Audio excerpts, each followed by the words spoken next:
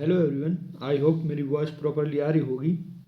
तो रिसेंटली क्या हुआ कि पाकिस्तान के यानी पीओके पाक अधिकृत कश्मीर जो है वहाँ पर कुछ लोगों ने जो प्रोटेस्टर हैं वहाँ के, उन्होंने जो सीपीईसी का एक जो रोड निकला है उधर से, या कह सकते हैं एक प्रकार से उधर का, जिसमें चाइना हिंद महासागर अरेबियन सागर पर अपना एक दबदबा बनाने के लिए उसमें अपना व्यापार ट्रेड करता है। उस रास्ते को उधर के जो पीओके के लोग हैं, एक ट्राइब है, उसने उसको ब्लॉक कर दिया है।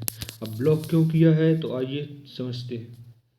तो हुआ कुछ यूँ है कि जो सीपीईसी जो करके एक सड़क है या एक ट्रेड जो सड़क है, वह पीओके से होकर पाकिस्तान निकलती है और डायरेक्टली अरेबियन सी पर निकलती है। और ये बीआरआई प्रोजेक्ट के तहत इसका निर्माण हुआ है, जो कि चाइना से पीओके से होते हुए और सीधे ग्वादर जो पोर्ट है वहाँ पर पहुँचती है, जिसके कारण जो चाइना है, चाइना इससे ट्रेड करता है। अब हुआ क्या है तो उसके बारे में समझते हैं। Why is concerning for India, India sovereignty, यानी इंडिया के लिए खतरा किस प्रकार से है। तो India has India has continuously opposed the project since its pieces passes through the Pakistan occupation Kashmir territory of Gilgit-Baltistan जो है उधर से क्लेम अपोज्ड बाय पाकिस्तान। यानी अब क्या होता है कि जो इंडिया के लिए खतरा किस प्रकार से है, तो इंडिया जो है इस प्रोजेक्ट के सख्त खिलाफ रहा है, क्योंकि जो ये रोड है या बीआरआई प्रोजेक्ट है या पीओके यानी पाक अधिकृत कश्मीर, जो कि भारत अपना हिस्सा मानता है, जो कि है भी, और पाकिस्तान उसके लिए खुद का हिस्सा बताता है, जो अपने इस प्रकार से वह अपोज करता है, अब खुद का क्लेम करता है कि यह मेरी टेरिटरी है। तो होता क्या है कि जो the corridor is also prescribed to be an alternative economics road link for the Kashmir Valley laying on the Indian side of the border। यानी जो है एक जो निकली है, जो बीआरआई प्रोजेक्ट के तहत जो सीपीसी सड़क निकली है, यह जस्ट इंडिया की बॉर्डर के बिल्कुल नज़दीक से है, जिससे कि भारत के लिए एक खतरा है। अब यह खतरा किस प्रकार से है, तो जो foreign investment is development and ICPC improved as a successful project, it will gain international recognition of Pakistan claim on Indian territory।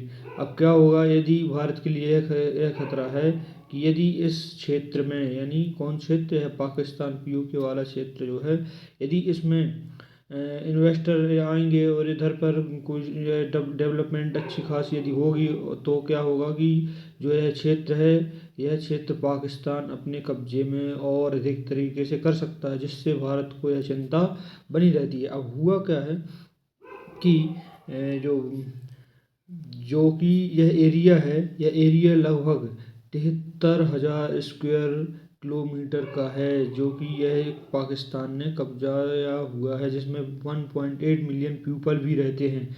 अब खतरा किस प्रकार से है भारत के लिए, तो उसके लिए हम समझते हैं। अब खतरा इस प्रकार से है कि यह जो पीओके वाला रीजन है, यह पीओके वाला जो रीजन है, पीओके वाला ये रीजन है, इधर से ये सीपीईसी सड़क निकली है। अब ये भारत के बिल्कुल नज़दीकी बॉर्डर से निकली है। अब नज़दीकी बॉर्डर से तो निकली है, साथ में क्या हुआ कि पाकिस्तान ने इसके लिए यह वाला जो हिस्सा है, ये साखम वैली करके इसको पाकिस्तान ने इसको लीज पर दे दिया है चाइना को। और साथ में यहाँ पर बीआरआई प्रोजेक्ट के तहत, सीपीईसी सड़क के तहत ग्वादर पोर्ट पर के लिए भी इसको अनुमति दी हुई है, और यह पीओके से होकर निकलती है, जिसका भारत विरोध करता है, अपोज करता है। हालांकि तो इसमें प्रोटेस्ट क्यों हुआ, इसके बारे में हम समझते हैं। तो हुआ कुछ यूँ है कि जो इधर से एक जो पास होकर निकलता है, जिससे BRI प्रोजेक्ट के तहत CPEC जो सड़क है वह यहाँ से निकली हुई है। तो यहाँ पर एक ट्राइब है जिसने इस रोड को ब्लॉक कर रखा है। अब इस रोड को ब्लॉक कर रखा है, क्यों कर रखा है, इसका भी कारण हम समझेंगे। कि कारण यह है कि यहाँ तो एक तो कोई डेवलपमेंट नहीं है, जो कि कहा गया था कि यदि हम यहाँ से इस सड़क को निकाल रहे हैं तो यहाँ पर हम डेवलपमेंट लाएंगे, और भी हम इनिशिएटिव जो भी हो सकेंगे उसको इन्वेस्टर जो हैं वहाँ पर यहाँ पे आएंगे और इन्वेस्ट करेंगे और यहाँ का ग्रोथ होगा इस एरिया का। हालांकि ऐसा कुछ नहीं हुआ है। तो ऐसी कुछ कुछ कोई स्थिति पैदा नहीं हुई है। साथ में क्या हुआ है कि अभी ठंड का जो माहौल है ये भी चल रहा है, तो जिससे क्या है कि यहाँ पर 24 घंटे में, मात्र कितने, 24 घंटे में सिर्फ 1 घंटे की बिजली दी जाती है। अब 1 घंटे की बिजली क्यों दी जाती है? क्योंकि इसका मुख्य कारण यह है कि यहाँ पर हाइड्रो पावर प्लांट हैं। अब यहाँ पर क्या होता है, -20 डिग्री सेल्सियस तक तापमान नीचे गिर जाता है।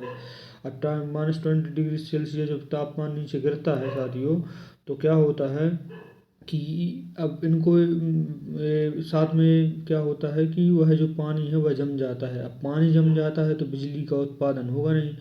तो जो क्या होता है कि जो अब जो यह जो पानी है, हाइड्रो प्लांट है, इससे बिजली कैसे उत्पन्न होगी कि उसके लिए काइनेटिक एनर्जी भी तो चाहिए बिजली बनने के लिए। अब जब वो काइनेटिक एनर्जी मिलेगी नहीं, क्योंकि वह ऑलरेडी जो है वो -20 डिग्री में बर्फ़ बन चुका है वह पानी, तो इससे यहाँ पर सप्लाई नहीं हो रही है। अब उसके बाद भी ये लोग कहते हैं कि हम और भी ऐसे हम प्लांट यहाँ पर लगाएंगे। तो भाई ये भी तो समझो कि जब तुम ऐसे हाइड्रो प्लांट लगाओगे तो स्थिति तो वही बनेगी। कुछ आगे का सोचो, लेकिन इन बकलोलों को कुछ सोचना समझना है नहीं। तो हालांकि एक जो POK वाला हिस्सा है, इसके बारे में हम एक चीज़ और जाने कि ये आखिर इनके हाथ में गया तो गया कैसे। तो इसके बारे में भी हम समझते हैं। तो हुआ क्या कि POK की हिस्ट्री क्या है, इसके बारे में हम आपको बताते हैं कि at the time of independence, Jammu and Kashmir got the offer to join either India or Pakistan during the separation। जब भारत और पाकिस्तान अलग अलग हुए, तब जो प्रोविंस रहीं उनको यह छूट दी गई थी कि या तो आप भारत में मिल जाइए या फिर आप पाकिस्तान में मिल जाइए। दो देशों में आप कहीं मिल सकते हैं, आप चाहें तो आप खुद स्वतंत्र रह सकते हैं। तो जो जम्मू कश्मीर है, जम्मू कश्मीर के राजा हरि सिंह हुए, इन्होंने यह डिसाइड किया कि हम इंडिपेंडेंट रहेंगे और हम खुद का मतलब नेशन घोषित करेंगे। तब हुआ क्या कि पाकिस्तान की जो पश्तून ट्राइब है उस ग्रुप ने अटैक कर दिया जम्मू कश्मीर पर 1947 को। अब ये ऑफिशियली रूप से ये नहीं कहा गया है कि ये पाकिस्तान आर्मी थी, बस ये बोला है कि पश्तून ट्राइब, जो कि सोच समझी साजिश थी पाकिस्तान की। तो क्या होता है कि हरी सिंह अपील करते हैं इंडिया से कि मेरी मदद कीजिए इस दिक्कत में। तो क्या होता है कि उस टाइम पे गवर्नर जनरल थे, British governor general Lord Mountbatten. उन्होंने एडवाइस दी कि आप इंडिया से आप हेल्प लीजिए। तो इंडिया से हेल्प लीजिए, तो उसके उपलक्ष्य में महाराजा हरी सिंह आते हैं और वो इंडिया से हेल्प मांगते हैं। तो इंडिया भी हेल्प करने के लिए तैयार हो जाता है, लेकिन एक सिग्नेचर करवा लेता है असेसन के रूप में कि भाई आपको भारत में मिलना पड़ेगा। 26 अक्टूबर 1947 को कश्मीर जो है वो भारत का हिस्सा बना। अब हालांकि हुआ क्या, उसमें डोमिनियन स्टेटस के रूप में उसको अपना लिया गया, प्रिंसली स्टेट के रूप में। तो अब हुआ क्या कि पाकिस्तान ऑक्यूपाइड कश्मीर जो है यह पार्ट है जम्मू एंड कश्मीर जो करके है, पाकिस्तान ओवरटूक इन 1947। अब यह क्या होता है कि इधर पर कुछ पार्ट जो ये वाला पार्ट कुछ पार्ट पाकिस्तान कब्जा लेता है। अब हुआ क्या कि हमारे चच्चा रहे नेहरू जी ने सोचा कि हम इसको शांति रूप में इसको निपटाने की कोशिश करेंगे। तभी UN भी गठित हुआ था। तो इन्होंने सोचा कि हम UN में यह मामला लेकर जाएंगे। अब यूएन में जब मामला लेकर गए तो यहाँ की जो सेना उन जहाँ थी तो वो वहीं थम कर रह गई और ये आज भी पीछे नहीं हटे। हालांकि यूएन ने कहा था कि आप अपनी जगह पर पहुंच जाइए, लेकिन ऐसा नहीं हुआ।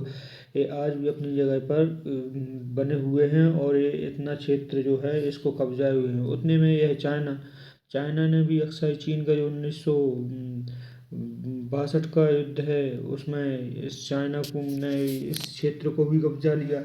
तो साथ साथ हमें इन सारी दिक्कतों का देखने का सामना करना पड़ा। अब हुआ क्या कि जो पाक पाक मतलब पाकिस्तान ऑक्यूपाइड कश्मीर है यह उनके हाथ में चला गया और गवर्नमेंट अब क्या है जितना कर सकती थी उन्होंने किया। हालांकि कश्मीर जो है at a time accession got divide into two part, उस समय यह दो पार्ट में बट गया। One part came to India and the other one was occupied by Pakistan.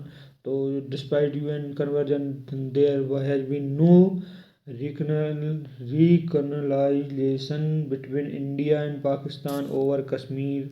तो इस प्रकार से यह स्थिति पैदा होती हैं। और आपको पता है कि 5 अगस्त 2019 को यहाँ पर जो 370 धारा लगी हुई थी, 370 उसको हटा दिया गया पूर्णतः। तो मिलते हैं नेक्स्ट वीडियो में, तब तक के लिए जय हिंद। और ये रहा आपका थैंक यू।